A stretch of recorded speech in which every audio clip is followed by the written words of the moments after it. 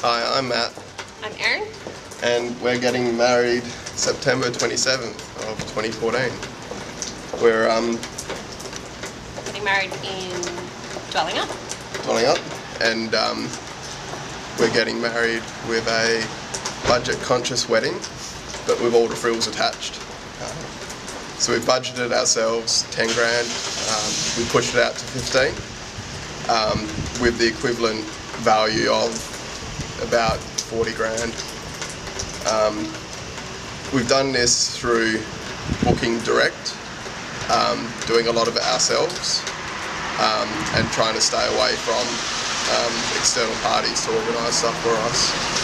So we've booked a venue, we've booked Dwellingup, is Nanga Bush Camp, and we've provided accommodation for all our guests. We've got a party of 150 people, and everyone's able to stay overnight as well. The budget of 10 grand pushed to 15 includes all our catering, the dress, basically every part of it. There's nothing left astray. None of our guests need to pay any money for the accommodation. We've included it, and we're just going through the fun at the moment of sorting out what meals we're going to cook. Wedding theme we've done, we're calling it Vintage Goes Bush. So it's lots of pink and lace, but then with the background of trees and Jarrah Lodge and that sort of thing. So we've done all of our invitations ourselves. We bought our chair covers and everything, so hiring it. I've done all of the centerpieces myself. We've done all our catering, done my candy buffet myself. We've got friends doing lighting and DJing.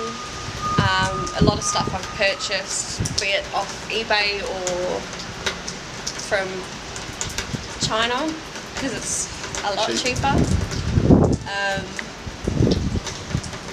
Yeah, what else? Is that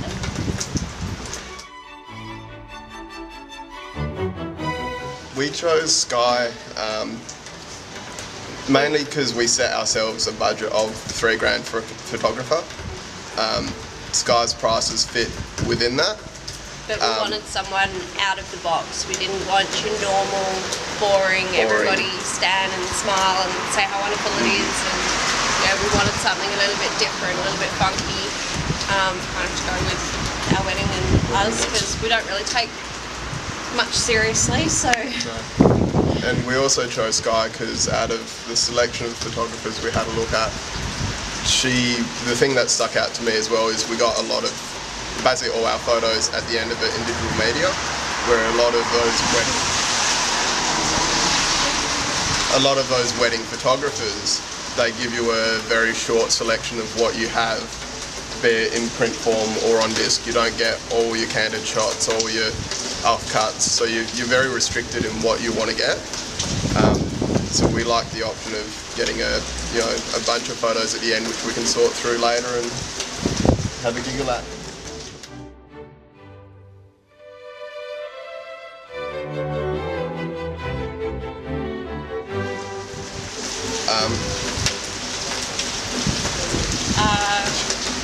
We liked having the engagement shoot because we haven't really had any photos done as a couple, and it was kind of something nice to have at the wedding as well. Some kind of recent shots of us rather than your selfies. So it was something to have with, obviously putting our wedding photos and stuff up on the wall. Our wedding photos are going to be a lot of kind of outdoorsy, natural greens and Jarrah and that sort of thing. So it was kind of, the engagement shoot was something to have as a contrast as well. Planning your wedding and doing a lot of it DIY, Make sure you have help before you take it on. Make sure you have help, yeah, but also if you're sourcing products yourself, give yourself enough lead time to make sure it's going to look the way you want, work the way you want. Yeah, but shop around. Shop around as well. Don't always go, this is the best price I can see from 5 minutes. Hunt around and, try and price match with people, especially small retailers. And if you're trying to book things, don't ever mention the word wedding. As soon as you put wedding in front of something or in a sentence, it automatically makes things way more expensive than they need to be. So yeah, that's probably the issue we found, is that we were finding just a basic price difference. If you'd sort something for a function, it'd be this amount, and then as soon as you go to the same people and say, oh, it's for a wedding, it's automatically more expensive. So just make sure you give yourself enough time to think about things, look at your options. Don't rush into decisions. Sometimes your first option seems the best, but then give it a bit of time and you sort of look at something else and go, oh, that could have been better. So give yourself time. We don't really have all that many. That was mainly the things finding. Probably the two hiccups that come to mind. One of them is we found a celebrant early on. By the time we had our wedding, we would have been planning for about 18 months. So we were booking a lot of people and venues early that we had to get involved. So like in terms of booking external people, we booked a photographer, we booked celebrant, and we booked the venue.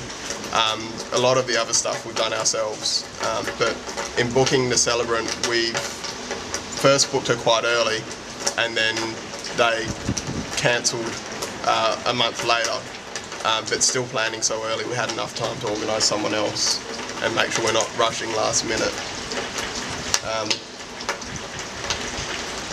The other one was probably if you're buying stuff from China, like a lot of people are starting to buy wedding dresses online, cheap. Oh, don't buy a wedding dress. Don't buy a wedding dress online. Make sure you look in a store first. Erin bought one which looked really nice in the photos online from China, and it came and it was shocking. It was horrible. It was cheap. It was naff. So we're trashing. We're trashing it. The day after, we're gonna send her down a flying fox in it. So if you are being a bargain hunter and you're buying from online retailers, make sure you've got some customer testimonials and people who have actually bought their products first. We're very excited for our wedding. 3 months. 3 months away. Time's flowing quickly. We're first looking at when we got engaged, 18 months away, and time's flowing. It's exciting now. So. It is very exciting. It's just around the corner, and we're excited, and all our friends are excited.